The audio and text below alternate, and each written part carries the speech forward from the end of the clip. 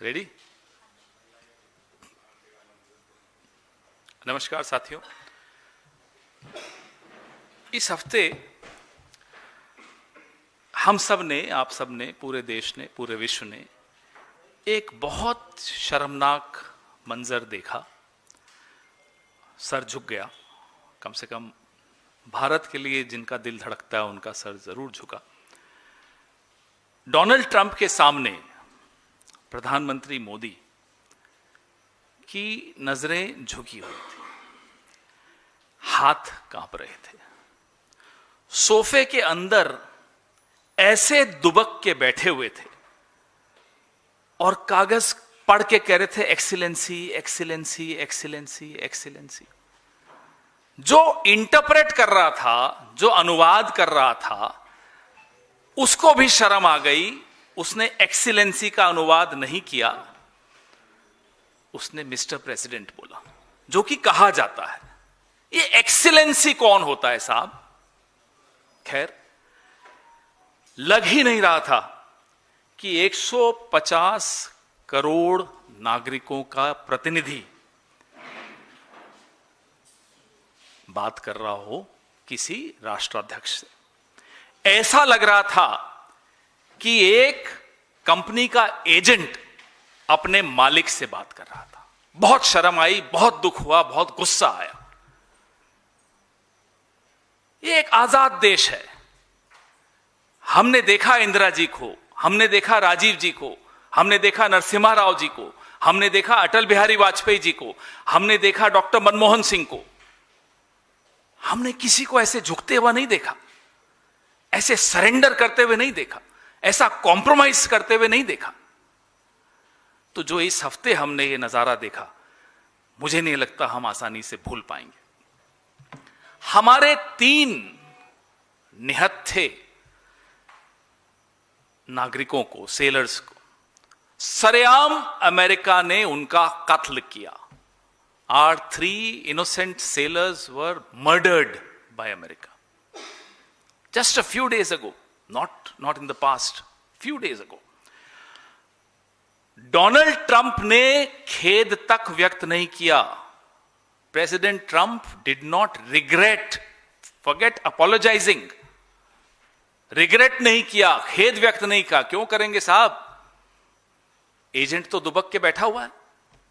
Agent की पीठ थपथपा दो, तारीफ कर दो, फूल के कुप्पा हो जाएगा और कुछ नहीं बचा।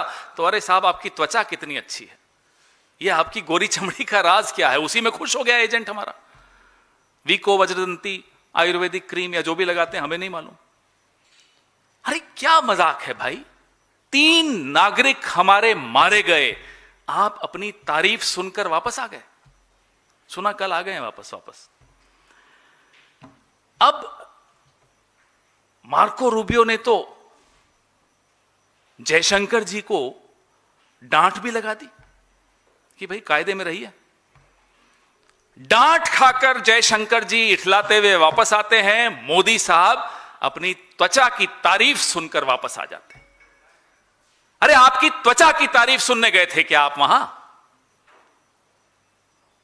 What kind of vanity is this? Why do you need endorsement? Why do you need approval from Donald Trump? यकीन नहीं होता कि दुनिया के सबसे बड़े लोकतंत्र की जो सरकार है, वो इतनी बेआबरू होकर वापस आ जाए। यकीन नहीं होता, बुरा भी लगता है। और कातिलों के साथ खी करके हंस रहे हैं आप, अनाप शनाप बोल रहे हैं, पर्चियां देख देख कर बोल रहे हैं। पर्ची पीएम हो, पर्ची पीएम तो सीएम तो हैं हमारे राजस्थान के, हरियाणा के। अब ये पर्ची पीएम भी आ गए, जिनको एक्सीलेंसी बोलने में भी पर्ची देखनी पड़ रही है। अपने नागरिकों की हत्या की निंदा करने के लिए भी पर्ची में कुछ लिख देते तो शायद वहां से खेद की कुछ आवाज आती। खेद छोड़िए, डोनाल्ड ट्रंप ने तो कहा, और प्रधानमंत्री वहां बैठे थे, कि ये सब तो होता रहता है, ये बड़ा खतरनाक पेशा है नाविकों का, सेलर्स का। ये सुनकर आ गए। और प्रधानमंत्री की मौजूदगी में डोनाल्ड ट्रंप ने कहा कि जब तक मोदी प्रधानमंत्री हैं भारत के, भारत पे कोई युद्ध होता है, आक्रमण होता है, तो अमेरिका उसका साथ निभाएगा। प्रधानमंत्री चुप। कोई और होता प्रधानमंत्री, किस पार्टी का होता छोड़ दीजिए, कोई और प्रधानमंत्री होता तो वो डोनाल्ड ट्रंप की आंखों में आंखें डाल के बोलता, साहब प्रधानमंत्री कोई भी हो, देश सर्वोपरि होता है। और नंबर 2, भारत अपनी रक्षा करने में सक्षम है। ये बोलने तक की हिम्मत नरेंद्र मोदी नहीं जुटा पाए, क्योंकि त्वचा की तारीफ हो गई थी, glowing skin, he is happy. उनकी त्वचा की तारीफ हो गई तो अपमान भी सहकर आ गए। अपमान देश का हुआ, आपका नहीं हुआ। एक धीर गंभीर मनमोहन सिंह जी थे, ज्यादा बोलते नहीं थे, लेकिन जब अमेरिका को आंख दिखानी होती थी, आंख दिखाते थे। यहीं बगल में, पास ही में यूएस एम्बेसी है। देवयानी खोब्रागाड़े जी का एपिसोड हुआ था, हमारे डिप्लोमेट को उन्होंने अपमानित किया था अमेरिका ने। 24 घंटे नहीं गुजरे, अमेरिकन एम्बेसी के बाहर पुलिस कम कर दी गई, बैरियर्स, बैरिकेडिंग हटा दी गई। एक डिप्लोमेसी में एक तरीका होता है मैसेज देने का, दे दिया गया। पूरा विश्व हैरान हो गया कि भारत ने लाल आंख अमेरिका को डॉक्टर मनमोहन सिंह जी के नेतृत्व में दिखाई। इस परंपरा के वारिस हैं हम। इंदिरा जी के बारे में तो हर बार हम आपको बताते ही हैं। मनमोहन सिंह जी ने जब अमेरिका कुछ गलत काम करता था, कहीं युद्ध छेड़ देता था, तो निंदा करने में भी देर नहीं लगाई।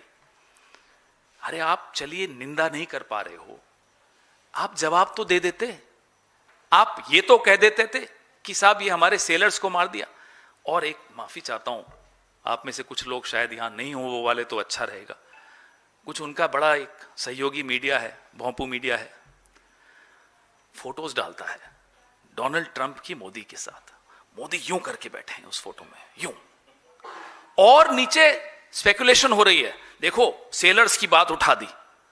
अब हमें नहीं मालूम कि मोदी जी वहां क्या कह रहे थे कि मैं चाय में 1 चम्मच चीनी लेता हूं, ये भी बोल रहे हो तो कोई मालूम नहीं हमें। यूं कर दिया तो देखो साहब, सेलर्स की बात कर दी, और ये फोटो पूरे देश में वायरल करा दी। यूं मोदी जी यूं बैठे हैं, ट्रंप यूं बैठे हैं, इसी में खुश हमारा गोदी मीडिया। अरे शर्म करो। अगर वो आवाज उठाई होती, अगर यूं करके बोला होता कि 3 सेलर्स हमारे क्यों मार दिए, तो कहीं तो खेद व्यक्त होता। तो डोनाल्ड ट्रंप ये तो नहीं कहते कि ये सब तो चलता रहता है, हमेशा होता रहता है, बहुत खतरनाक पेशा है। कुछ तो शर्म करो साहब, देश का मामला है। भारत सर्वोपरि, नेशन फर्स्ट। यहां तो पीआर फर्स्ट चल रहा है, यहां नेशन फर्स्ट नहीं चल रहा है।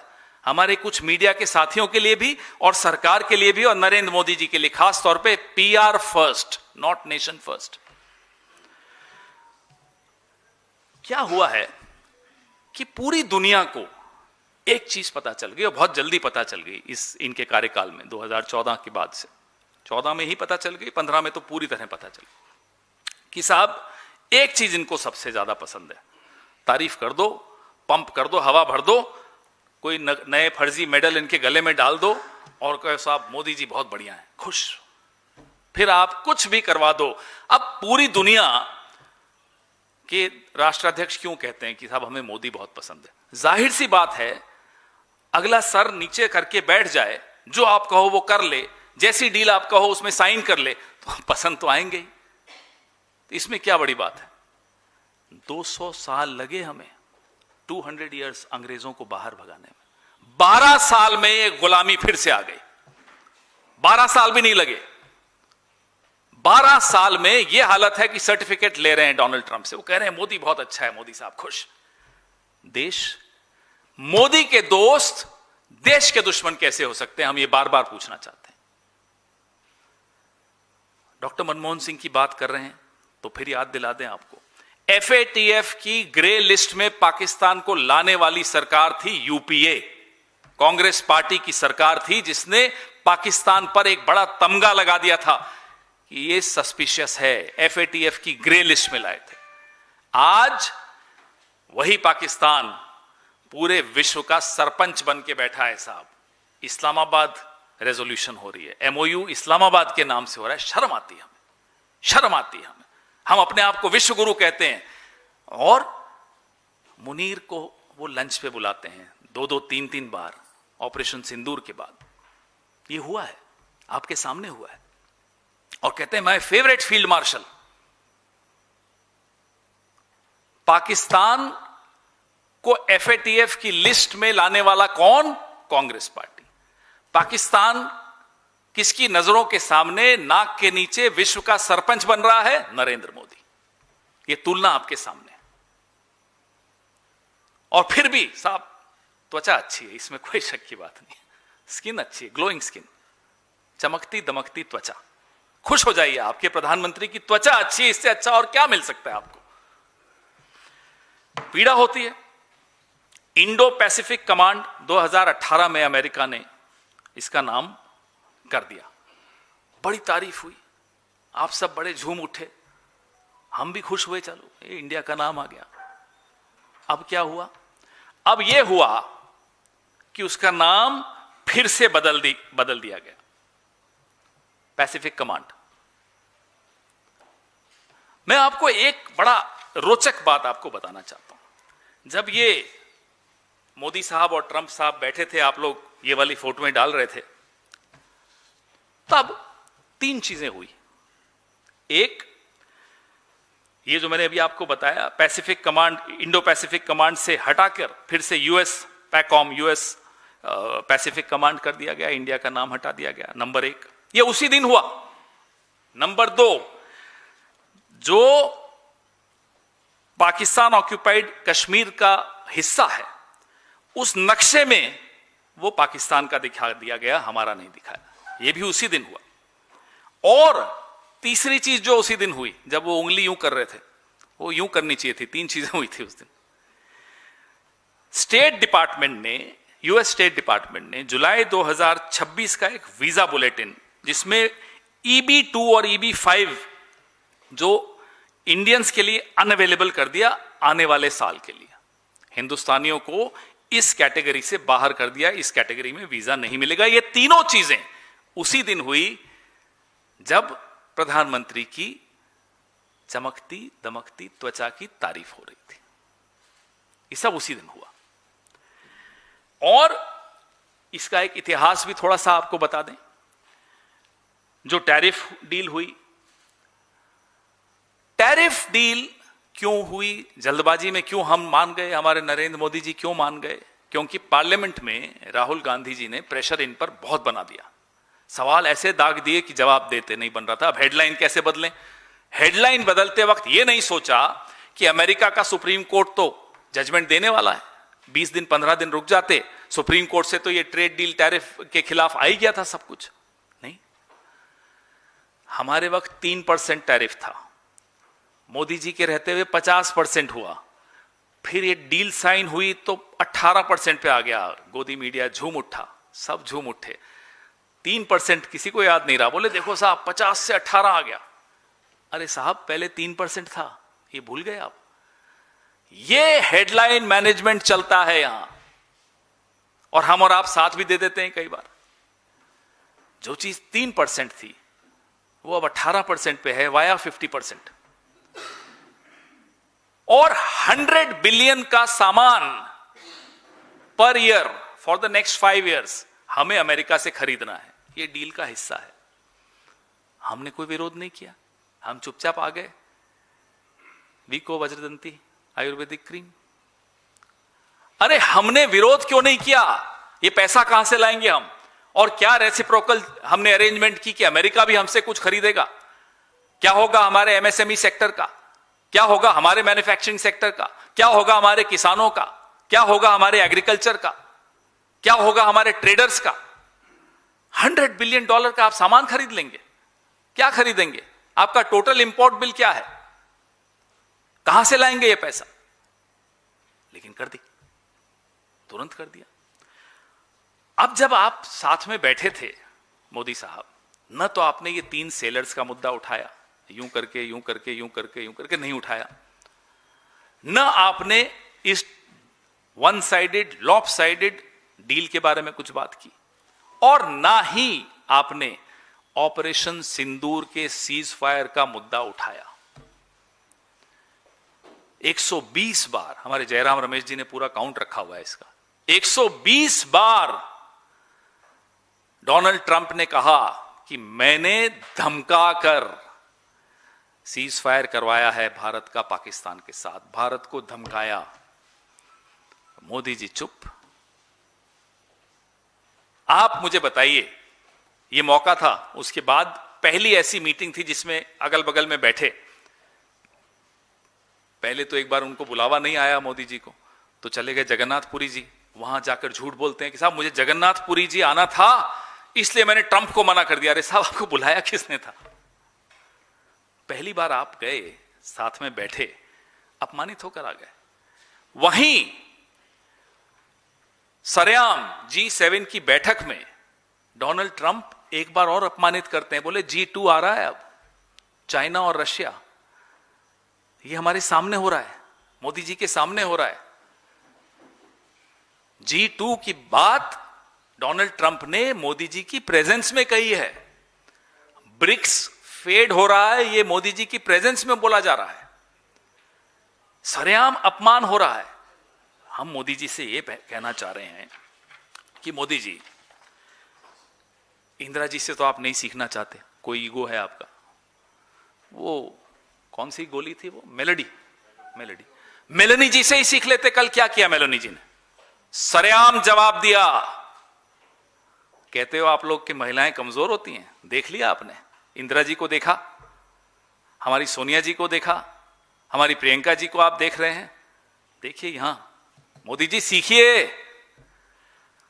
दो टूक जवाब दिया डोनाल्ड ट्रंप को मेलनी जी ने, सीख लेते उनसे। आप तो बड़ा उनको टॉफियां देते रहते हो, उसके एवज में कुछ शिक्षा भी ले लेते कि ऐसे आंख में आंख डाल के जवाब दिया जाता है कि हमारे 3 सेलर्स का अकाउंट दो, उनसे माफी मांगो, उनके परिवारों से, भारत से माफी मांगो। ऐसे आंख दिखा के कहना पड़ता है कि ये जो आपने सीज फायर का झूठ बोला है कि हमें धमकाकर आपने सीज फायर कराया, उसके लिए माफी मांगो। ऐसे बोला जाता है। आप अपने देश की महिलाओं से नहीं सीख सकते मोदी जी, यूरोप की महिला से सीख लीजिए जिनको आप मेलोडी देते हैं। बहुत अच्छा लगा देखकर कि किसी ने कल आंख उठाकर, सर उठाकर बोला। तो अफसोस है कि वो हमारे देश के नहीं है।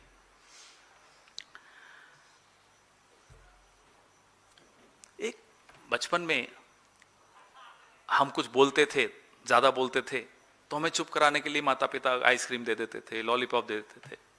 मोदी जी को चुप कराने के लिए तारीफ। He is the best leader, Modi ji खुश।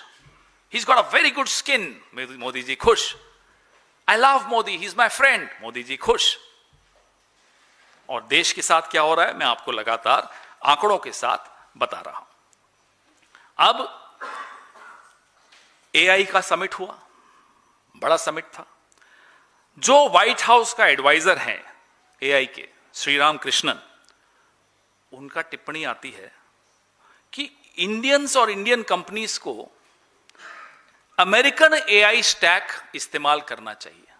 कि डेटा सेंटर आप बनाओ, एक डेटा सेंटर में बहुत पानी की खपत होती है, millions of gallons of water.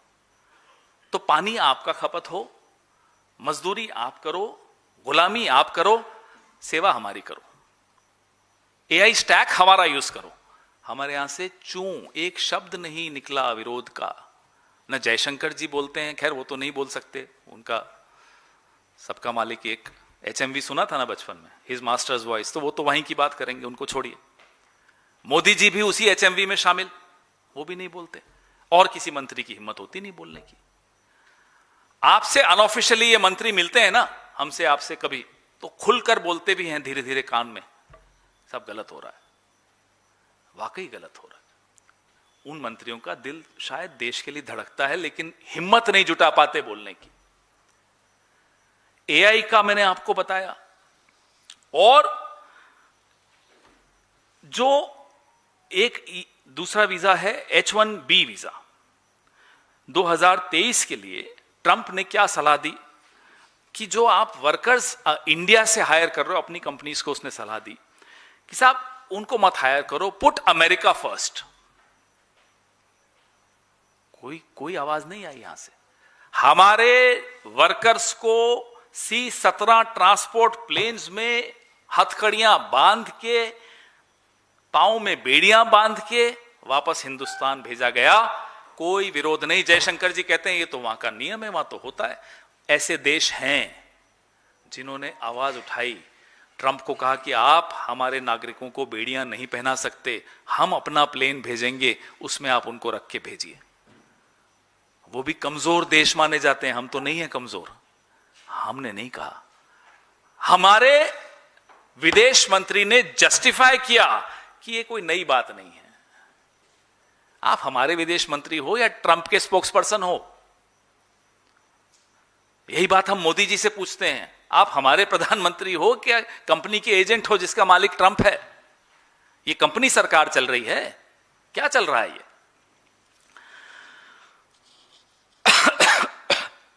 Islamabad का मैंने आपको बताया कैसे ये गलबैयां हो रही।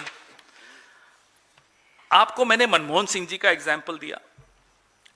एक एग्जाम्पल मैं आपको 1986 का दूंगा, जब वॉइस ऑफ अमेरिका का ट्रांसमीटर श्रीलंका में लगाने की बात हुई, इंडियन कोस्ट के बगल में। राजीव जी ने उसका विरोध किया और वो निर्णय वापस लेना पड़ा वॉइस ऑफ अमेरिका को, क्योंकि बहुत करीब हमारे आकर वो अपना ट्रांसमीटर लगा रहे थे। 1971 का मैंने आपको बताया। हैरानी की बात यह है कि INS देना, IRIS देना, जो हमारा मेहमान था, ईरान का युद्धपोत निहत्था था, उसके नौसैनिकों को अमेरिका ने इंडियन ओशन में हमारे आंगन में घुसकर मार डाला। जब अभी मोदी जी ट्रंप के साथ बैठे तो उसका भी विरोध नहीं किया। ये किस तरह की हमारी सरकार है, ये किस तरह के हमारे प्रधानमंत्री हैं कि एक के बाद एक इतने बड़े झटके हमें लगते हैं और हम वहां जाके इंस्टाग्राम में मेलोडी रील को लेकर खिलखिला रहे होते हैं। ये हमारे प्रधानमंत्री हैं। देखा था हमने, बड़ा अजीब अटपटा लगा, आप ही के किसी चैनल ने चलाया था। अब जब इन्होंने ये कहा, डोनाल्ड ट्रंप ने, कि मैं आपके देश की रक्षा करने आऊंगा जब कोई आक्रमण होगा, बशर्ते आप प्रधानमंत्री हो, हमारे मन में ये नहीं आया कि प्रधानमंत्री कौन होगा। हमने कहा कि हम आउटपोस्ट हैं क्या, अमेरिका की कॉलोनी है कि हमें आपकी मदद की जरूरत पड़ेगी? हमने कितने युद्ध खुद जीते हैं, अमेरिका की मदद नहीं मिली थी। अमेरिका तो उल्टी तरफ खड़ा था, पाकिस्तान की तरफ खड़ा था 71 में, तब हमने जाकर जीता। मोदी जी, ये वक्त था, ये मौका आया था, इतिहास ने आपको ये मौका दिया था कि ट्रंप की आंखों में आंखें डालकर बात करते, ये सब सवाल उठाते। आपने सवाल नहीं उठाए। आप लाल आंख तो छोड़िए, आपकी दमकती त्वचा की तारीफ सुनकर आप शर्म से एकदम लाल हो गए। आपने कुछ नहीं बोला। बहुत शर्म आई हमें देखकर, पूरे देश को बहुत शर्म आई आपके सवाल।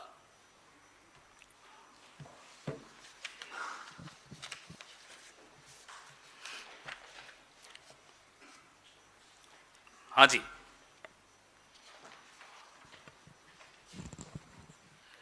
सर मैं तेजपाल सिंह। सर सवाल ये, आ रही आवाज आ रही।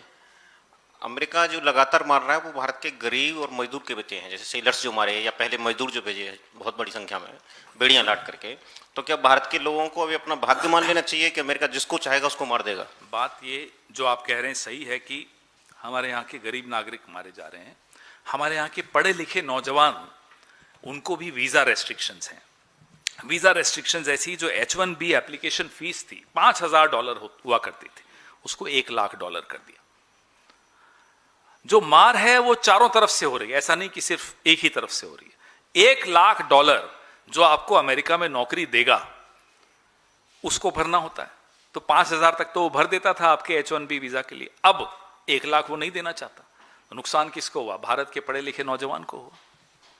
तो अमेरिका अपने दरवाजे, यहां तक कि अपनी खिड़कियां आपके लिए बंद कर रहा है, और आप अपनी दीवारें गिरा रहे हो। आ जाओ साहब, आ जाओ, 500 बिलियन, हाँ हाँ हम खरीद लेंगे। क्या चाहिए आपको, बताओ, बस हमारी तारीफ करते रहना। ये हालत है।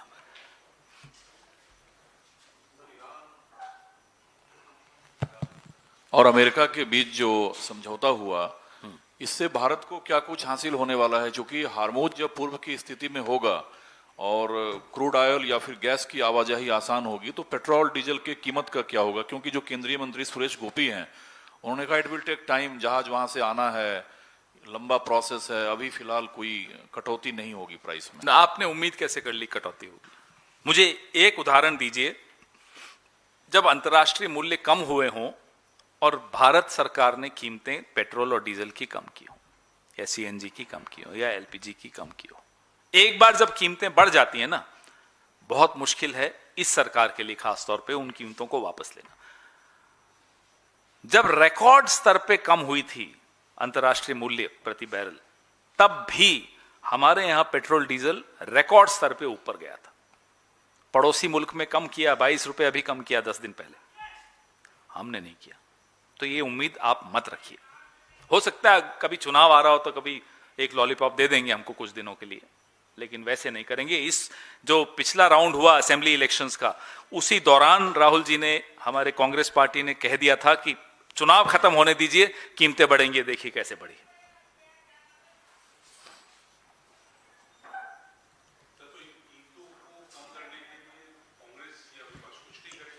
सरकार में आएंगे, वोट कीजिए और हमारे मुद्दे उठाइए। आपके हाथ में है कीमतें कैसे कम होनी है, वो शॉर्टकट बता रहा हूं मैं आपको।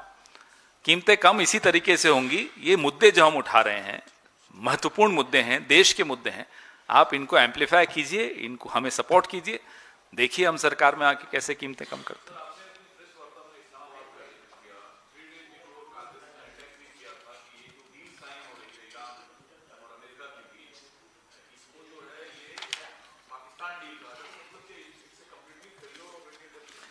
Total failure of our diplomacy, undoubtedly failure of our diplomacy, because, as I said, Dr. Manmohan Singh's government had successfully ensured that Pakistan is in the watch list, in the grey list of FATF, Sir, because of the funding of terrorism. But unfortunately, the Modi government could not do anything. With increasing clout of Pakistan, we did not do anything. We were unable to do anything, or we were not willing to do anything. I don't know. But today, as we speak, the bitter reality is this, that Pakistan brokered a deal between Iran and America. Pakistan is on the high table of negotiations between these countries, and we are nowhere. And when Jaishankar ji was asked this question, he said this is dalali. The same dalali Prime Minister Narendra Modi was allegedly doing between Ukraine and Russia. पापा ने war रुकवा दी थी, तब वो दलाली नहीं थी, अभी दलाली है। sir, डॉक्टर मनमोहन सिंह की सरकार ने सफलतापूर्वक पाकिस्तान को एफएटीएफ की ग्रे लिस्ट में ले आए थे। आज नरेंद्र मोदी जी की सरकार का यह आलम है, विदेश नीति का यह आलम है कि पाकिस्तान कूटनीति की एक ऊंचे स्थान पर जाकर बैठ गया है, और हमने बैठने दिया। वहां वो चौधरी बना हुआ है पूरे विश्व का, और डील्स करा रहा है अमेरिका की ईरान के साथ, और हम बैठे हैं हाथ पे हाथ रख के। जब जयशंकर जी को कहा कि साहब देखो पाकिस्तान वहां डील करा रहा है, तो बोले नहीं वो तो दलाली है। जयशंकर जी, हमने तब भी आपसे पूछा था, फिर पूछ रहे हैं कि जब मोदी जी के बारे में आप ही लोग प्रचलित करते थे, हमें तो नहीं मालूम सच क्या है, कि यूक्रेन और रशिया के बीच वो मध्यस्थता कर रहे हैं, तब क्या वो दलाली नहीं थी? sir, you have been asking critical questions about this particular meet that happened. At the same time, Shashi Tharoor sir has, certainly praised the Prime Minister Narendra Modi and has said that he has forcefully conveyed his message about the sailors. So this. No, I haven't seen Dr. Tharoor's statement, but I have also not seen where is the force. Now there is a joint statement. Now, in that joint statement, not the joint statement, sorry, MEA ka readout, there is a readout of Ministry of External Affairs on the G7 Modi-Trump meet. Is there a mention of India raising concerns over the deaths of 3 Indian sailors? No, I haven't seen it. Have you seen it? I'm sure Dr. Tharoor has also not seen it. Now, is there a mention of cross-border terrorism by Pakistan? I haven't heard it. I haven't seen it. I'm sure Dr. Tharoor has not seen it. Is there a mention refuting all the claims made by Donald Trump 120 times of a mediation between India and Pakistan by America? We haven't seen any such mention. I'm sure Dr. Tharoor has not seen it. Is there a mention of Iris Dena? I haven't seen it. So where is the force? What is the forceful claim made by, assertion made by Narendra Modi with Donald Trump? No, we are asking questions to Mr. Modi. I mean, that's more important. Pawan sir, मेरे 2 सवाल हैं। एक, आपने प्रधानमंत्री नरेंद्र मोदी के विदेश दौरे को लेकर जो बातें कही, तो क्या आपको लगता है कि उनके इस विदेश दौरे की कुछ उपलब्धियां रही, या आपको लगता है कि नहीं फॉरेन अरे साहब, आप कमाल कर रहे हो, आपने पूछ कैसे ली ये बात? इतनी तारीफ हो गई उनकी त्वचा की, आप कहते हैं उपलब्धि नहीं। फॉरेन पॉलिसी की सर बात। अरे फॉरेन पॉलिसी की बहुत बड़ी विक्ट्री है साहब, प्रधानमंत्री मोदी की चमड़ी की तारीफ हो गई और आप कह रहे हैं कमाल है, छोटी बात है। ये मशरूम जो खाए जाते हैं या जो डायमंड फेशियल किए जाते हैं, कुछ तो लाभ हुआ उसका। ये फॉरेन पॉलिसी की बहुत बड़ी विक्ट्री मान लेनी चाहिए हमें, कि हमारे प्रधानमंत्री की अंतरराष्ट्रीय स्तर पर उनकी चमड़ी की तारीफ हो गई। कि आपकी दमकती हुई त्वचा का राज क्या है मोदी जी? एक सवाल और पवन सर मेरा, कि कल नीट का दोबारा पेपर हो रहा है। उससे पहले, अभी थोड़ी देर पहले राहुल गांधी ने भी ट्वीट किया है कि नागपुर के एक बच्चे का वो जो सेंटर है वो अबू धाबी दिखा रहा था जब उसने अपना एडमिट कार्ड लोड किया है। तो उससे आपने देखा कि पिछली बार जब नीट पेपर लीक हुआ, सरकार ने बड़े लंबे चौड़े दावे किए, बहुत तैयारी हुई कि एयरफोर्स से पेपर जाएगा। हालांकि एनटीए ने सफाई दी है कि उनका एग्जाम सेंटर फिर दोबारा एलोकेट कर दिया गया। क्या उम्मीद कर रहे हैं आप कि सही से हो पाएगा? करोगे साहब, क्या उम्मीद करोगे आप? रोज आत्महत्याएं हो रही हैं, क्या उम्मीद करोगे आप? लोगों की, नौजवान पीढ़ी की उम्मीदें खत्म हो रही हैं, उनके सपने टूट रहे हैं, उनका मन में भविष्य के प्रति आशंकाएं हैं, डर है, खौफ है। ऐसे में आप क्या उम्मीद करोगे एनटीए से या भारत सरकार से? हम भारत सरकार को जगाने के लिए, राहुल गांधी जी ने कोटा में संवाद किया छात्रों के साथ, उसमें भी हमारे बीजेपी के सुधांशु जी को आपत्ति थी। कह रहे हैं साहब डिमोरलाइज कर रहे हैं। अरे हम आपको जगा रहे हैं, जाग जाते तो हमको नहीं करना पड़ता। अब ये कह रहे हैं दोबारा उनको सेंटर दे देंगे। ये हुआ क्यों, ये तो बताइए। कोई उम्मीद मत रखिए इन लोगों से आप। मैं आज आपको कह रहा हूं, अगर आज भी 12 साल बाद भी आप उम्मीद रखते हैं, हम रोज लेखा जोखा देते हैं इनका फॉरेन पॉलिसी का, इनकी इकोनॉमिक पॉलिसी का, उनकी डोमेस्टिक पॉलिसी का, छात्रों के प्रति उनकी जो संवेदनहीनता है उसका, फिर आप क्या उम्मीद रखे बैठे हैं इनसे? मॉकरी कर रहे हैं साहब पूरे एग्जाम की। आप कह रहे हैं मॉक ड्रिल हो रही है। पूरा एग्जाम एक मॉकरी बना के रख दिया।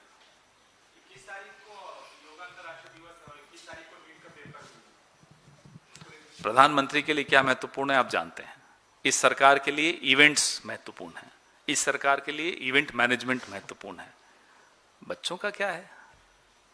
फिर कह देंगे दोबारा हो जाएगा, तो क्या है उसमें? जी अनिल जी, मुस्कुरा रहे हैं आप। सैद्धांतिक सवाल है, क्या कांग्रेस से जनता उम्मीद रखे? कांग्रेस अकेला विपक्ष है, बाकी विपक्ष को विपक्ष कहना भी बेईमानी है, क्योंकि सीधे और उल्टे तरीके से सारा विपक्ष कांग्रेस को छोड़ के मोदी के साथ 12 बरस रहा है। राहुल गांधी के अलावा कोई भी विपक्ष का नेता ये क्लेम नहीं कर सकता है कि उसने विपक्ष की भूमिका निभाई हो। हर इशू में ये लोग पार्लियामेंट से निकलकर भागे हैं, चाहे कोई भी पार्टी हो, मायावती से लेकर समाजवादी पार्टी हो, ममता हो, समता हो, कोई भी पार्टी हो। तो आप क्या अकेले कांग्रेस से जनता उम्मीद रखे? देखिए, मैं विपक्ष के बाकी दलों पे कोई टिप्पणी नहीं करूंगा। हो सकता है कुछ लोगों की कुछ मजबूरियां हो सकता है कुछ और हो, वो छोड़िए। रही बात कांग्रेस पार्टी की, राहुल गांधी जी की, मल्लिकार्जुन खड़गे साहब की, हमारे नेतृत्व की, तो हमारी परंपरा 140 साल पुरानी परंपरा है। हमारी परंपरा में जितना हम संकट में देश को पाते हैं, अपने आप को पाते हैं, उतना निखरते हैं। तो पूरी उम्मीद अगर इस देश में किसी को रखनी चाहिए तो कांग्रेस पार्टी से, राहुल गांधी जी से, मल्लिकार्जुन खड़गे साहब से ही रखनी चाहिए, क्योंकि इतिहास साक्षी है। संकट में अगर कोई साथ देता है इस देश का, इस देश को संकट से बचाता है, तो मैं बहुत ह्यूमिलिटी के साथ कहूंगा कि वो कांग्रेस पार्टी है।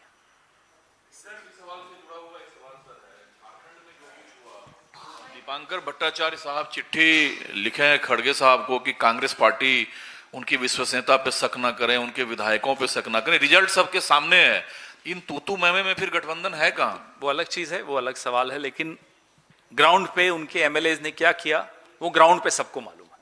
हो सकता है उनके नेता को नहीं मालूम होगा कि वहां क्या हो रहा है, वहां क्या हो रहा है वो सबको मालूम है, आपको भी मालूम है, प्रत्येक राजनीतिक ऑब्जर्वर को मालूम है, पत्रकार को मालूम है, सबको मालूम है। सर, आरएसएस से रजिस्ट्रेशन की बात करना, कागज मांगना, आपको नहीं लगता कि आरएसएस से ऐसी बात करना आग से खेलने जैसा है? आग से खेलना? आरएसएस से सवाल पूछना आग से खेलना है? मतलब एक दलित, वो बोले कि एक दलित को इख्तियार नहीं है वो ऐसे नहीं, सवाल तो करे। हमने कौन सवाल उठाया कि रमेश, उनके जो एमपी हैं जिगा जनागी, उन्होंने प्रियांक खरगे जी पर सवाल उठाया और कहा कि दलितों को आरएसएस की चिंता क्यों? दलितों को आरएसएस की चिंता नहीं है, उनको देश की चिंता है, जैसे हमको है, सबको है, देश की चिंता है। और ये इस सवाल में आरएसएस की असली मानसिकता सबके सामने आ गई। ये नारा क्या देते हैं आपको तो मालूम है, ये नारा एक कुआं, एक मंदिर, एक शमशान। असली में क्या मानसिकता है कि दलित कैसे सवाल, इनको दिक्कत और दुख इस बात का है, परेशानी इस बात की है कि एक दलित पढ़ लिख कर, टाई वाई पहनकर, अच्छे पद पर बैठकर, अपनी काबिलियत से पढ़ लिख कर आगे आया और सीधा सर ऊपर करके आरएसएस से सवाल पूछ रहा है, इनको दिक्कत इस बात की है। फिर उन्होंने ये भी कहा इस सांसद ने कि जो आरएसएस से सवाल पूछता है वो मिट जाता है, खत्म हो जाता है। बहुत ईमानदार आदमी है। हम तो 1948 में बापू की हत्या के बारे में सवाल पूछते ही हैं आरएसएस से। और इस देश में जितनी अंडरग्राउंड एक्टिविटीज होती हैं, शक की सुई अक्सर आरएसएस के ऊपर क्यों जाती है, उसका जवाब इस सांसद महोदय ने, भारतीय जनता पार्टी के सांसद ने दे दिया। धमका रहे हो हमें, तो मतलब 48 में आप ही ने किया था। मतलब कांग्रेस मुक्त भारत का मतलब यही है कि जो आरएसएस से सवाल पूछेगा वो खत्म हो जाएगा या मार दिया जाएगा, मर्डर हो जाएगा। क्या चाहते हो आप? तो आपने कहा आग से खेलने की बात, तो आग से खेलना हमें बड़ा पसंद है, हम आग से खेलेंगे। हो गया? कोई बाइट नहीं? नमस्ते।